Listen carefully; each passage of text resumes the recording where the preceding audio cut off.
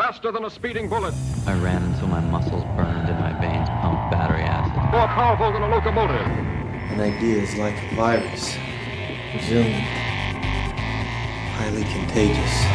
Able to leap tall buildings in a single bound.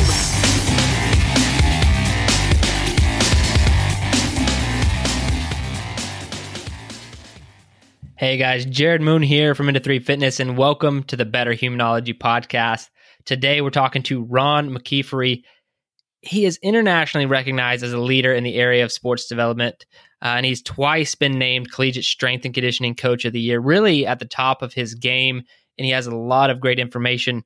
A few things that I got out of this: the difference between passion and emotion, and I don't care if you're a coach, a father, wife, human being, understanding that difference is going to be huge. Another thing, I've talked to a lot of coaches that have, many decades of experience, but typically what I've seen is that experience comes with a certain level of closed-mindedness, and I hate to see that happen. And with Ron, it's the exact opposite. He is at the top of his game, over 2 decades worth of coaching in the strength world, and he could not have a more open mind to any training, philosophy, programming, leadership, anything you want to tackle. And then we also talk about, as coaches, how the programming is exciting, the methodology, diving into the studies, all that is really exciting for us, but that human element side that we talk about at Into 3 Fitness all the time. I talk about with our coaches who go through our certification that it does not matter if you write the best program on planet Earth. If you cannot get the human beings, the athlete in your program to do it, it's not worth anything. And we talk about that. And this was a really big conversation for me. I got a lot out of it, shortcutting success here by talking to one of the best for me. It was really awesome. I know you guys are going to pull a lot of great nuggets out of it. He's an incredible guy with a lot of experience and a phenomenal coach. So without any further ado, here is Ron McKeefery. All right, Ron, welcome to the Better Humanology podcast, man. I'm super pumped to have you here today. Hey, thanks so much for having me. Excited to be on the show. Yeah, we're going to have some fun. So I'm going to get started with some challenges and recommendations for everyone listening. So let's start with a fitness challenge for everyone listening. It could be really anything that you want, something that might push them individually or, maybe with another person, whatever you got on your mind. Yeah, there's so many things that I've done through my career, just being a college football player or coaching and whatnot. I think the toughest workout I've ever done was when I was in high school. I was a wrestler. I was wrestling for Team Missouri as part of the national team, and they took us 5 miles out, had us jog 5 miles in before breakfast. And once we got there to the stadium, we had to do, with the weight class above us, we had to do stadium stairs with that person on our back. And we did probably about 10 of them after 5 miles of running, and that was insane. But now, older in my life, typically my fitness challenges revolve around trying to accomplish something. So, probably the most recent one was I did the incline at Manitou Springs out in Colorado, and really enjoyed that. The challenge was to try to get to the top in the number of minutes as you are old. So nice. For me, that was 42 minutes, and I hit 44 and was pissed the whole time, but it was a good challenge for sure. That sounds like a good one, man. I know a few people have done it. I haven't yet, but it sounds like it's a lot of fun. All right. It's awesome. How about a mental toughness challenge? Yeah, I think for mental toughness, when I coached at Eastern Michigan, one of the things that the team, just a few of the guys had done, was one of those polar plunges. And so, we decided to do it the first year just to try to be involved with a couple of those guys. We had about 5 of us, and it was literally 5 degrees outside, and it was snowing, and the water was God knows how cold. But jumping into a frozen lake when it's 5 degrees is probably about as mentally challenging as it gets. So that's my mental challenge. That's awesome. Yeah, and cold exposure, man. That's no matter however you want to slice it. It builds mental toughness in human beings. I couldn't agree more. All right, now how about a book recommendation? Now, this could be anything, maybe a book that's really impacted your life, or maybe even something you just read recently that you'd want to recommend. Yeah, I'm an avid reader, and I read one book through high school and college, and didn't start reading until late in my career, but in life. But I'll give three. What I do now is I typically read about a book a week, and that's either read or listen or whatever. But I rotate between a strength and conditioning book, a business leadership book, and then a family book. And so, from a strength and conditioning, I would recommend High Performance for Sport by David Joyce. For business leadership, I would recommend anything by Chip and Dan Heath. Switch is probably my favorite, but Power of Moments or Decisive or Made to Stick are all great. And for a family, I would say either 5 Love Languages or there's a book called Raising a Modern Day Knight that is all about, kind of you establishing when your kids hit milestones and become an adult as opposed to, society doing that for you. So really, really cool book. That's awesome. And I love how you get the professional development and then leadership development, then family development. That's a really good cycle to get into. So you have kids? Yeah, 4. What are their ages? Yeah, we've adopted all 4 of our kids. We have a 20-year-old from Honduras. We have 2 twin 18-year-olds from Ukraine, and then another daughter from Ukraine that's 16. So 2 seniors, junior, and somebody that's already graduated. That's really awesome. Very cool. Well, that's great recommendations. I'm probably going to read every single book that you just mentioned. I think 5 love languages I've knocked out. It was funny. My father-in-law, when I asked if I could propose, he's like, yeah. And then he gave me that book. He's like, this is the only thing I recommend you read before getting married. And I did. I've read it a few times. That's a great book.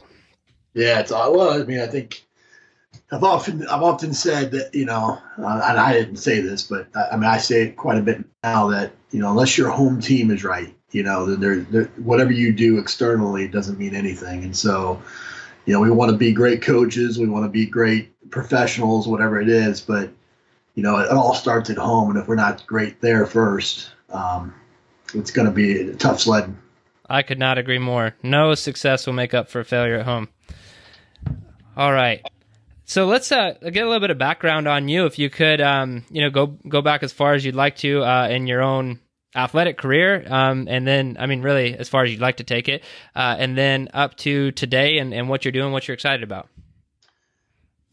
Yeah, I've been a strength coach 22 years now, and at pretty much almost every level. Started from me growing up in inner city Kansas City, and stumbling across a football field, finding the game of football, kind of becoming a self-made athlete, leading to a college scholarship. And, that led to, me not going as far as I maybe would have liked in football, but finding strength and conditioning and trying to get to the NFL, which was my ultimate goal as a player. Try to get there as a coach. And so I went from college to the Kansas City Royals, to the Tampa Bay Buccaneers, to becoming a 22-year-old first-time head strength coach in NFL Europe, to 10 years at South Florida, to Army Special Forces, to University of Tennessee, and from Tennessee I went to the Cincinnati Bengals in Eastern Michigan, and now I run a business called Play Perform. That is a performance and education company that provide various educational initiatives around the world to coaches, coaching the coaches, and then we turn around and we provide performance training to teams around the world. Where we work with 28 of the Chinese Olympic teams. We have University of Mexico that we work with. We have several teams that we consult with around both inside the United States and outside. So pretty fun job that keeps me very, very busy. Yeah, it sounds like it. I want to go back to you saying that you were a self-made athlete. What do you mean by that? Yeah, I mean, I didn't win the genetic lottery. You know, neither of my parents were athletes, and honestly, most of my family isn't. And so, the story goes, I walked onto the football field in the middle of a practice and was upset, and coaches walked me off, onto the sideline, and during the practice, one of the quarterbacks got my attention and threw the ball what seemed like a mile to me, but it was just from midfield, and the ball went through my hands and bloodied my nose. And from that moment on, I wanted to be that quarterback. I wanted to be that guy. And so showed up, didn't have the money to play. I grew up in a single parent, 5 kids, and didn't have the money to play until I was in 8th grade, where I got cut from a team and became a B string tight end my first year playing football, but wanted to be a quarterback. And so day one of high school, I show up and say I'm a quarterback, and I'm the 6th guy of 6 freshmen trying out to be the quarterback. And by the end of the year, I won the job, and I had a pretty good high school career, and just outworked everybody. Found that, and mostly the reason for that was because I found the weight room. And how would you say that work ethic has played into your career as a coach?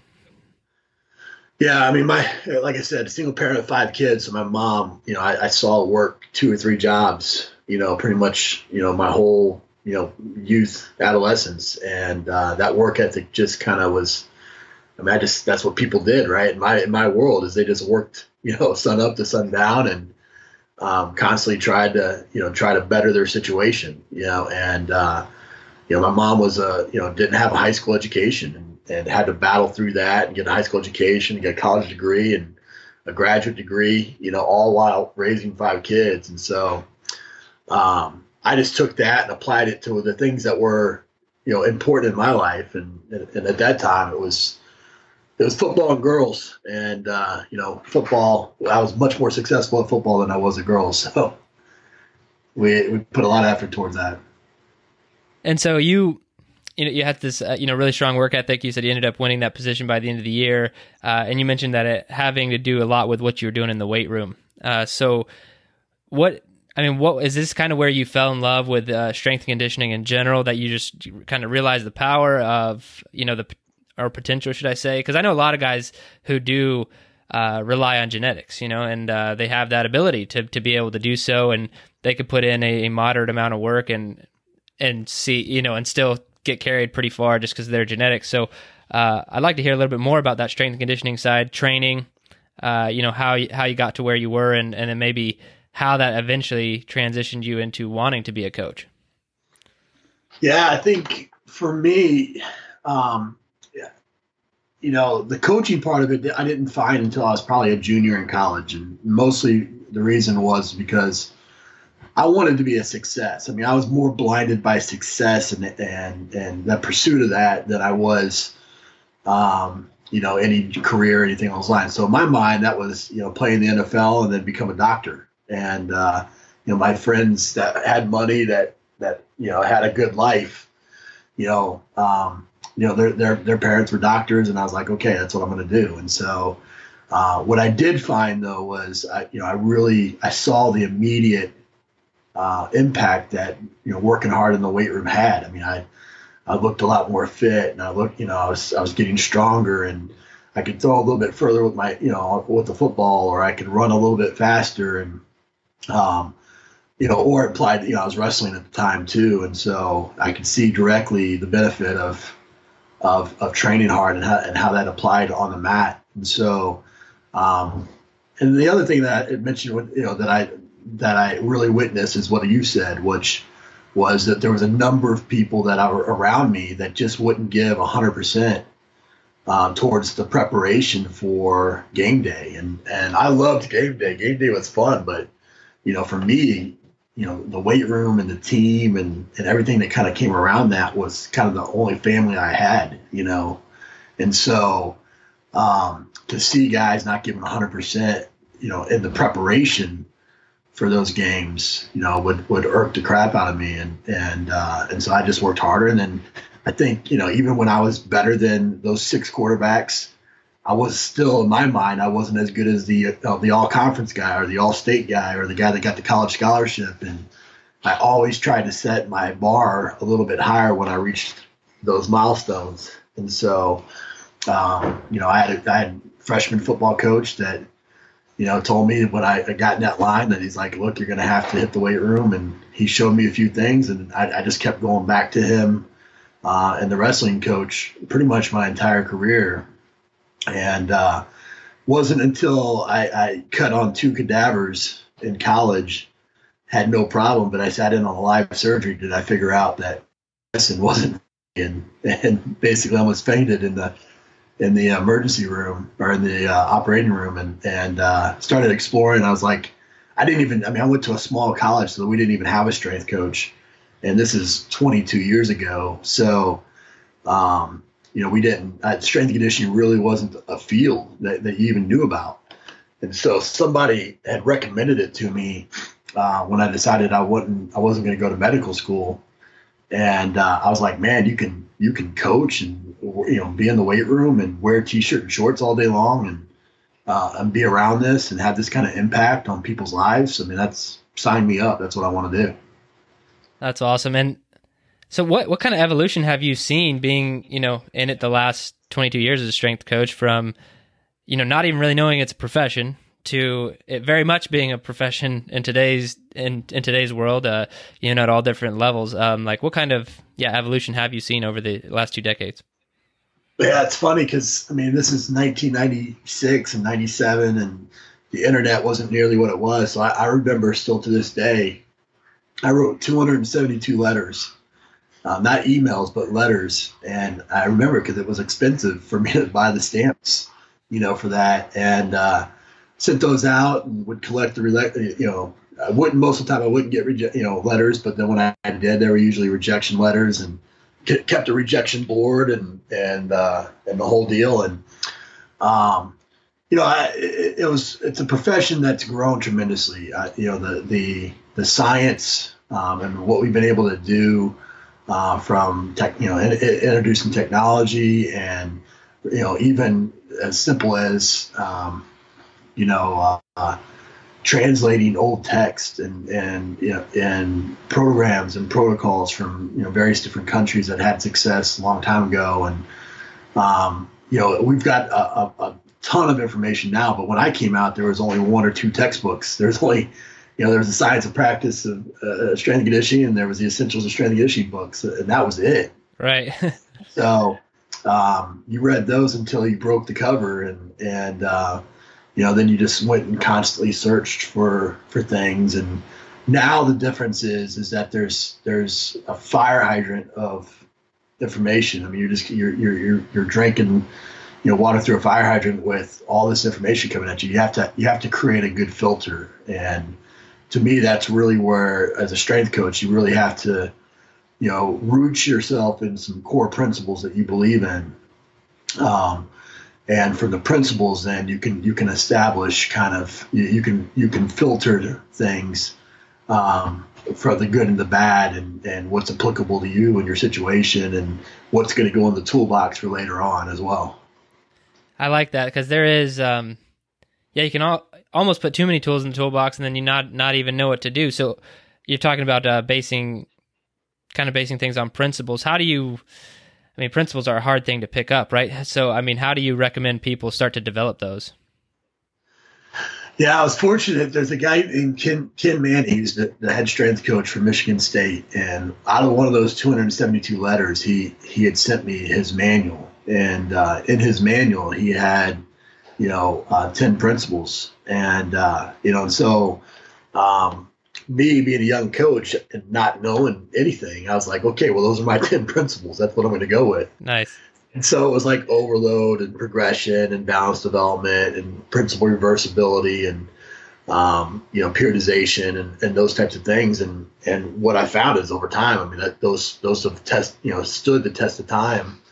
But early on in my career, I would use those principles because everybody would ask when I did get interviews and phone calls, everybody would ask what my philosophy was. And being a young coach, I didn't have a philosophy. I didn't know how to answer that question. And so to answer that question in interviews, I would say, hey, coach, I'm a principle-based strength coach, not a philosophy-based strength coach. I'm gonna base my program on principles. That way, you and I, like you're wearing, I think when you leaned back, you were wearing a Rogue shirt, right? Yep. Yeah. Yeah. So, so like CrossFit and, linear periodization, they maybe don't blend all the time, right? Right.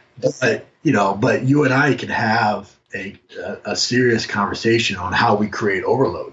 I may not agree with the way you do it. You may not agree with the way that I do it, but we can have a good conversation about that. And so versus, having this kind of religious fervor when it comes to philosophies, these coaches, I mean, if you go in and you tell a power lifter that they can't deadlift, you're going to physically see the steam coming out of their ears, and so I never felt like I was very fortunate. I went from, I grew up around a guy named Istvan Dvorak, who created the Dvorak complexes and coached Dragomir to 2 gold medals in Romania, and just happened to live down the street. So I learned the Olympic lifts from him and Olympic weightlifting from one of the best in the world, and competed and all that, and saw a lot of success. But then one of my first jobs was with the Tampa Bay Buccaneers, which was a traditional high intensity, almost one set to failure program. And I saw them both work. I saw them both, be applicable to their situation. And then for me, that was polar opposites, but they both worked. And that kind of reinforced this idea of you can learn from everybody. And as long as you have these principles in place and you have an understanding of what you believe in for overload and progression, balanced development and reversibility and specificity and all these things, then you have you at least have a key, a map to go back to, a frame of reference for when you're evaluating new things. I remember, this 15, 20 years, who knows how long ago now, but, seeing battle ropes, for the first time and going, man, I love that. It's awesome. That's freaking cool. But like, I don't know where it goes in my program. Right. Is it a grip exercise? Is it a conditioning exercise? Or, is it a shoulder exercise? I don't understand, and so like I wouldn't put it in until I figured out, okay, how do I overload it? How do I progress it? Where does it fit from a balanced development standpoint? How can I make this specific to my demographic? And until I could answer all those questions, it didn't go in my program. I think something that I immediately stands out to me that makes you stand out from other, because you're really at the top of the strength coach world, and I've had conversations with other coaches, published and, high up there, but a lot of them seem more closed-minded. My way works. That's it. And how did you stay away from that? Because I know you've seen a ton of success over the years, and you could very well just be like, I think some coaches do it just because they're sick and tired of all the little nuanced questions, and so they're just like, you know what, screw it, I'm just gonna get set in my ways or whatever. But how have you stayed away from that? And over the years? Yeah, I think we've talked about it, through my history. When I was at 6-string quarterback, like I looked to anybody and everybody to learn. Like there wasn't just one quarterback I watched. There wasn't just one coach I talked to. I looked at it kind of like the best, to me, the best comparison now would be like your MMA fighter, right?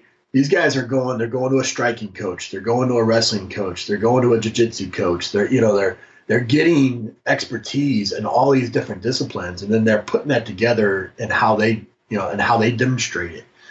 And it's a little bit easier to use that as a frame of reference now, but back then it was just me trying to figure out how to be the best quarterback or how to be the best coach.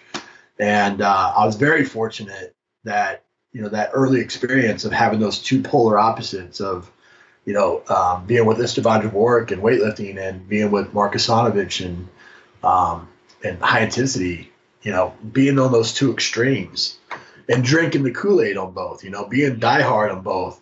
Then it was like, man, now I kind of fit somewhere in the middle of that, and so now, I just being a lifelong learner and constantly trying to provide the athletes that I work with the best tools available to them for their situation, you have to be eclectic. You have to be well versed and have this toolbox. Because, I mean, when I was, we had in China, we had worked and put together this awesome off-season program. We're all fired up. We're ready to implement it. It had taken about a month to get the coaches to buy into it and the whole deal. And, we're all ready to go, set up the weight room the night before. We show up day one of the off-season, and all of a sudden, all the weights had been taken out of the weight room, and we had a weight room with no weights in it.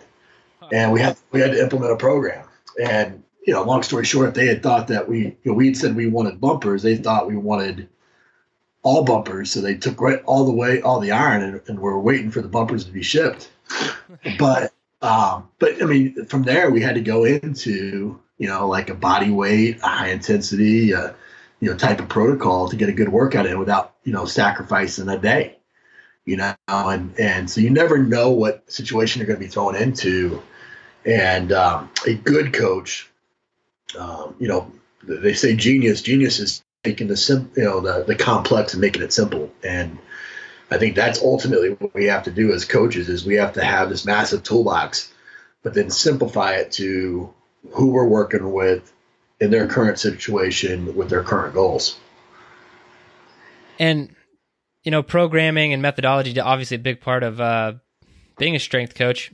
How have you developed that other side, the very, very important side of, being a coach, being a leader of your athletes? Like how do you develop that side of being a coach to the best of your ability?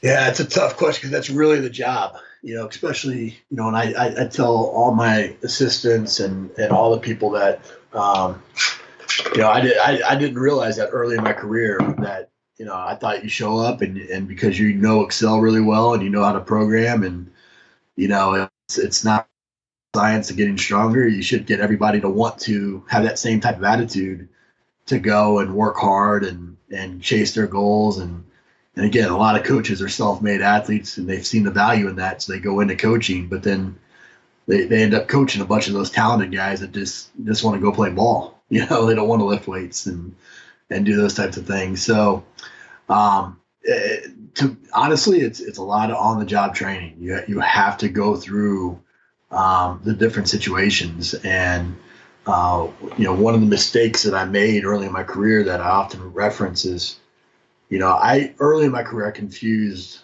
emotion with passion. I would want to show how passionate about what I was doing was. And so I would have an emotional response when somebody would show up late or not take the same intensity towards something that I wanted them to or whatever. And so I'd cuss them out or I'd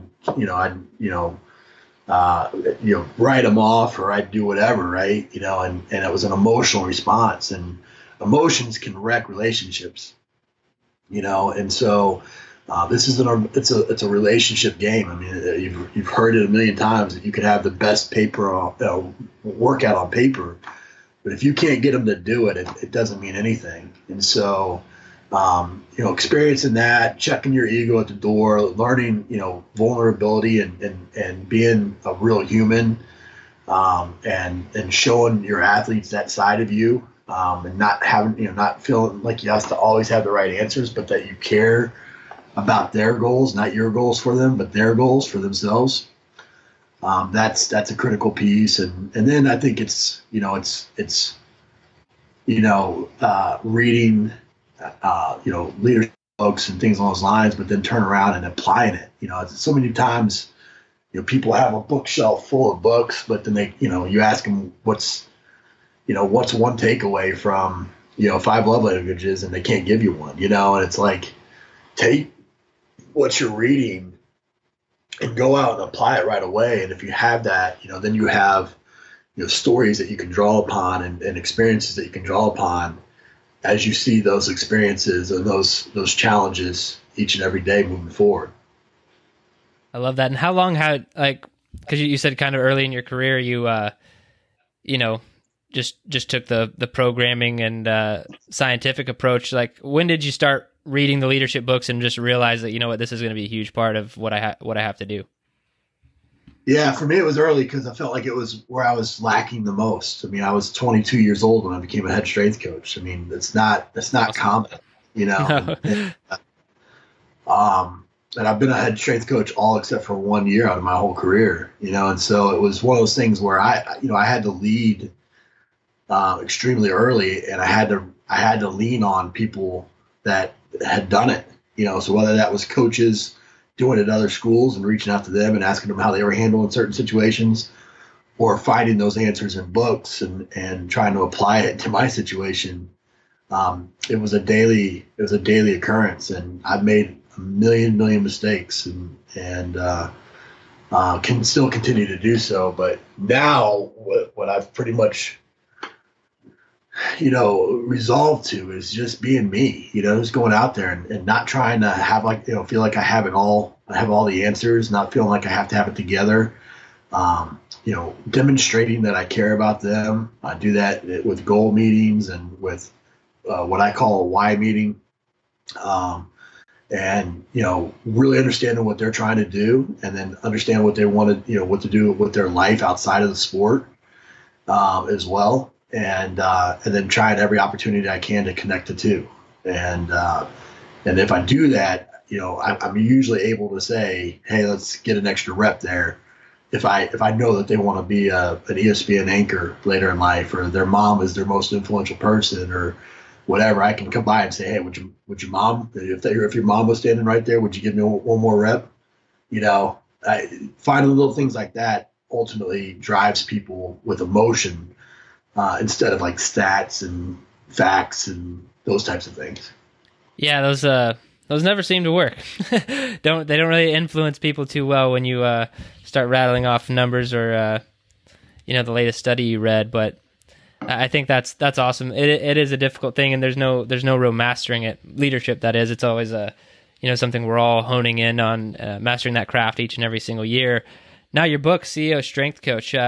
Why write that book? What were you wanting to give to the profession? Yeah, it's a funny story how the book came about, but ultimately my goal was I didn't feel like there was anything out there that developed coaches beyond the weight room, you know, to really the bulk of the job, you know, the writing the workout.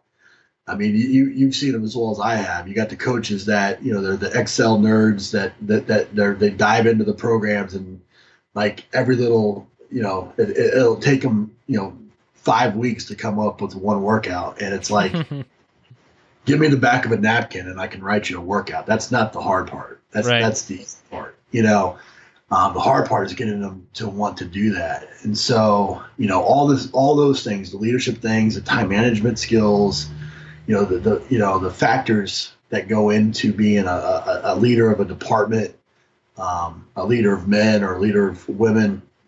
Those are the things that, you know, we didn't learn when we were sitting in exercise physiology class or, you know, exercise prescription class. You know, we didn't learn how to manage a budget in those classes, you know, and so I felt like there was lacking. A lot of that was lacking. And I went through a coaching change at South Florida. This was in like year 8 of my 10 years there, 9 of my 10 years there. And the head coach got fired for something that had absolutely nothing to do with me, absolutely was a bogus deal, but the school fired him just the same. And it ultimately put my job in jeopardy.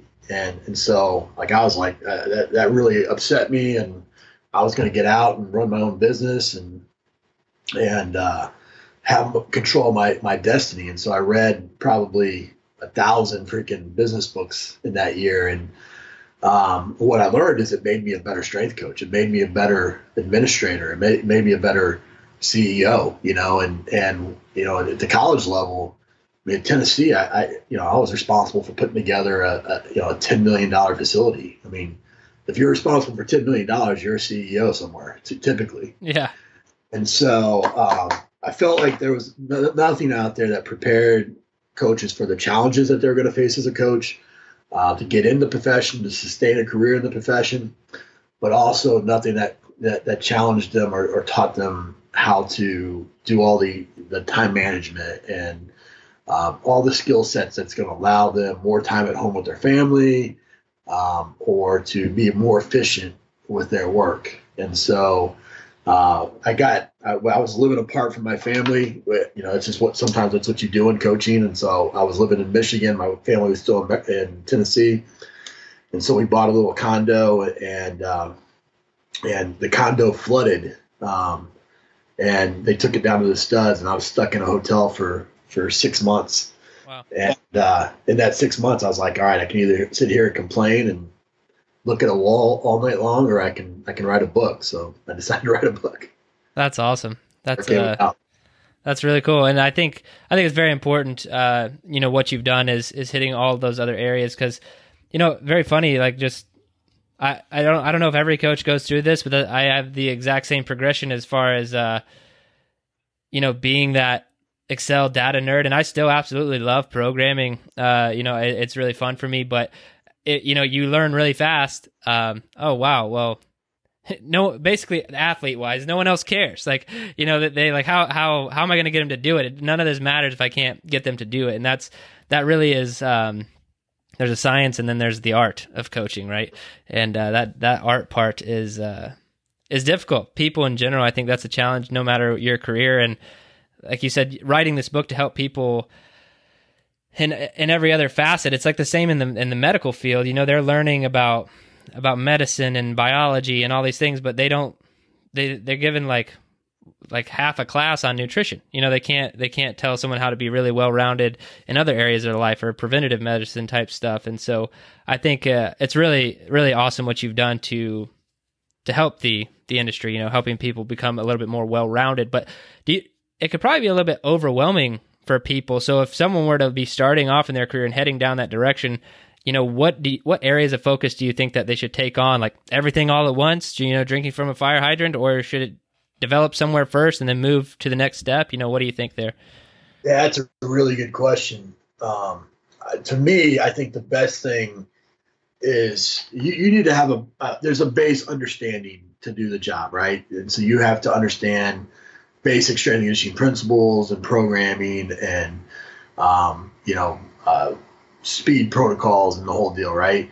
But that's most of what you'll get academically. From there, my advice is always to become an expert in some niche. Become an expert in a specific area that you think will bring value to a staff or to an organization.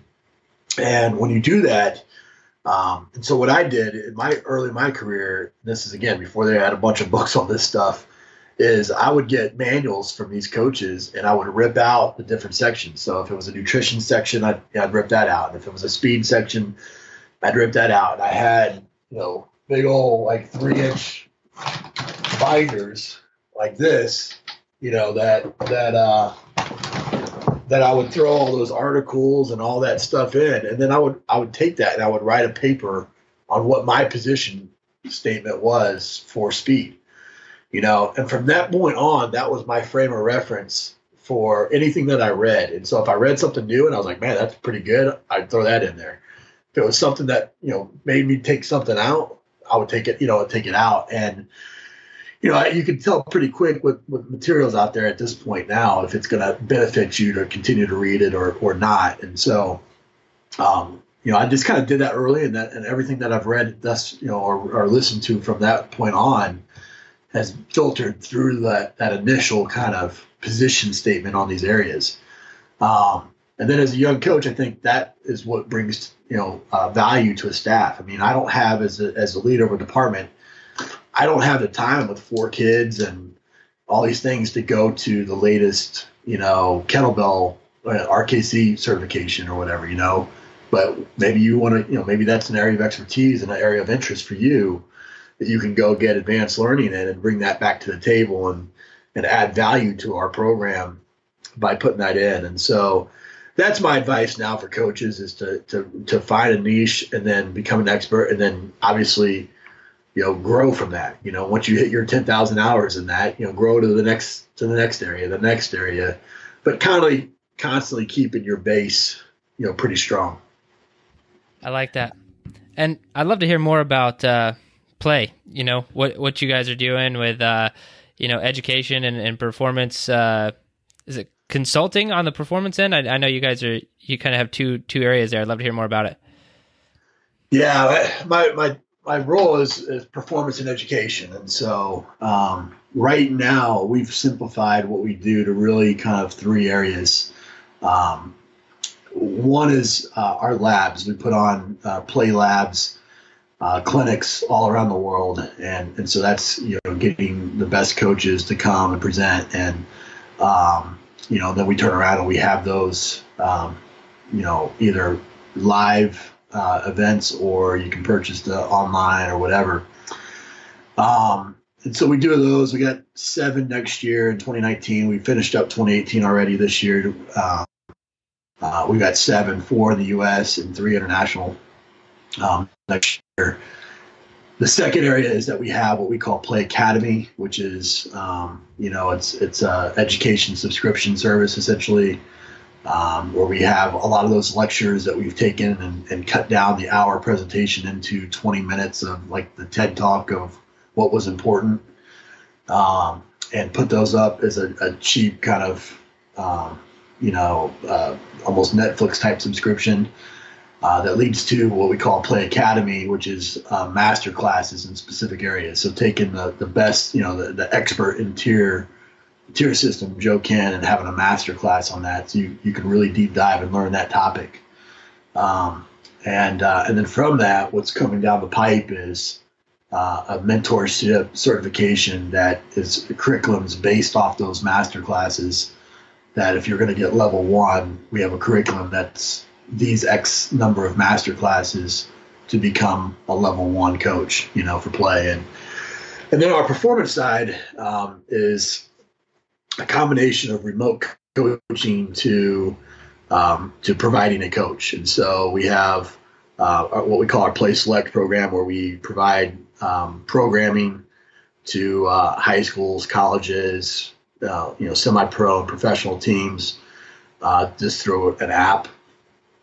We have our, kind of our next level up on that is consulting, where we take that program and we make it more specific to their area, and then come out and teach their coaches how to implement it. And then our third level up is we actually provide a coach to that team and that runs our programming and our leadership structure and system and the whole deal. And so, again, that's got us on, 20 different countries right now, and thousands of athletes that we work with on various levels. And then, the old adage of as a coach, you touch more people in one, day than most people do all year. You really spend a lot of time coaching the coaches and try to influence the influencers.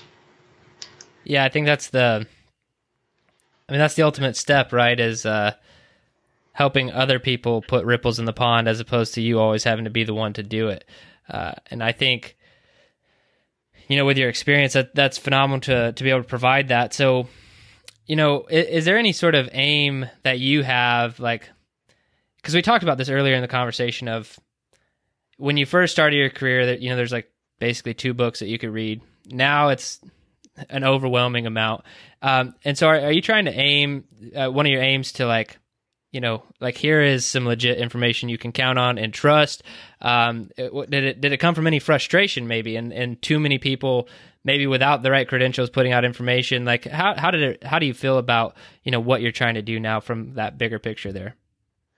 Yeah, absolutely. I think for me, one of the things early in my career that I found really beneficial was I went directly to the source. I always, if I was learning a new system, so like a Bill Star 5x5 or a 1x20 by Yesis, or whatever it might have been, rather than go and learn somebody's interpretation of that, which is really what a lot of these programs are, right? Just somebody's interpretation of things. I would try to go directly to the source, and I was never afraid to do that. I think for whatever reason, a lot of coaches, they get a little intimidated by that, or they don't feel like they can reach out, or or maybe they're embarrassed by their current situation. I don't know what it is, but for me, I was like, hey, I'm gonna pick up a phone and call you, and so to me, I think getting to the content creators, to get to directly to the people that are doing the work, and asking them very directed and pointed questions, always made me a better coach. And so a lot of these things that we're doing educationally are trying to solve a couple problems. Problem one is time. You don't always have an hour to watch a presentation, but you might have 15, 20 minutes in between workout groups that you can get some continuing education in. Or you don't have the money or the time to spend, you have 5 weekends off a year. You don't want to give up one of those weekends away from your family to go to a conference, but you still want to learn. So we try to provide solutions to those types of problems, but then also bring those influencers and those content creators to the table, so you can learn directly from them. And so through my career, be it, from reaching out and asking those conversations, to running a podcast for the last 7 or 6 years, to speaking as much as I do and those types of things, I've been able to build a pretty extensive network to where I'm usually 1 degree of separation away from an answer, and so I'd much rather kind of just reach out and ask that question and then help other coaches along the way. I think that's awesome.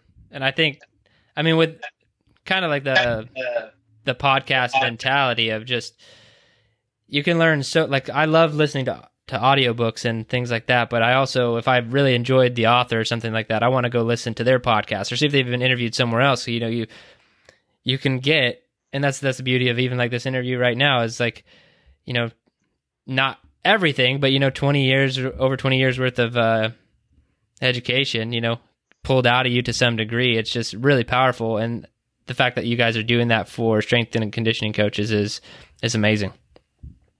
One of the questions I ask in my podcast is I ask it because it was a question that I would always ask coaches when I called them, but is, what's the biggest mistake you've ever made and how you learned from it? And my reasoning for always asking that question was, if I can avoid all those potholes that you kind of navigated, and hopefully I can get to my destination faster, and whether that's be a head strength coach at 22 years old, or be a strength coach of the year, or work in the NFL, or whatever it may be.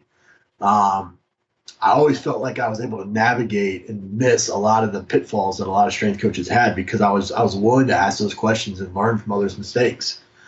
And so I think anytime you can get to content like podcast and things that are outside the traditional, like a book, it takes forever to get a book out. There's stuff's changed by the time it comes out. Right.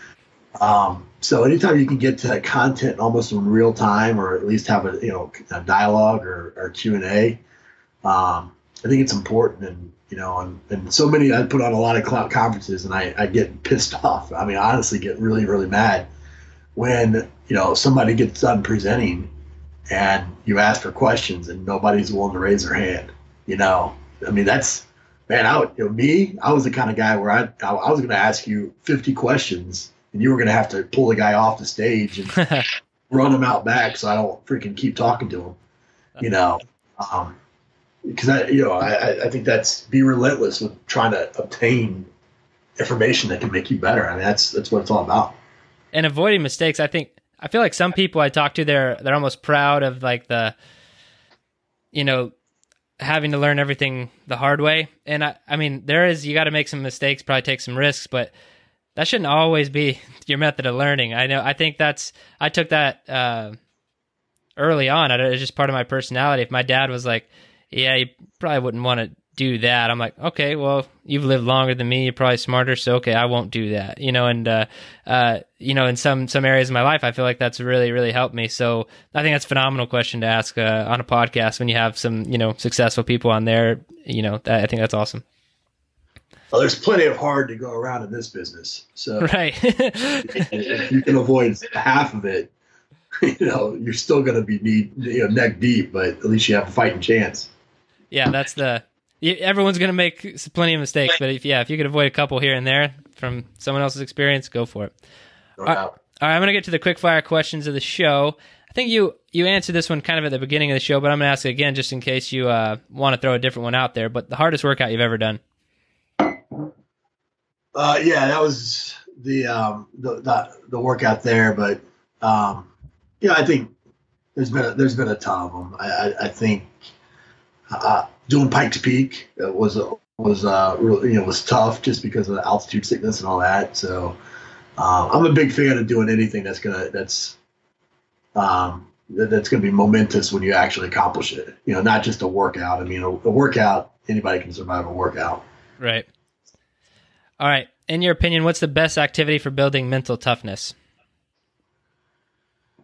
I think it's just putting yourself in adverse situations. Anytime you're in an adverse situation, recognizing that and recognizing the fact that you're building a resiliency to those types of deals so that you can perform at a high level. And, I think people so many times they want to run away from that or avoid situations where they're going to make mistakes or not willing to take risks because of the unknown. I think those are the opportunities that you got to run towards. If you don't have one piece of equipment to train with for the rest of your life, what would it be? An open area. I don't think you need much.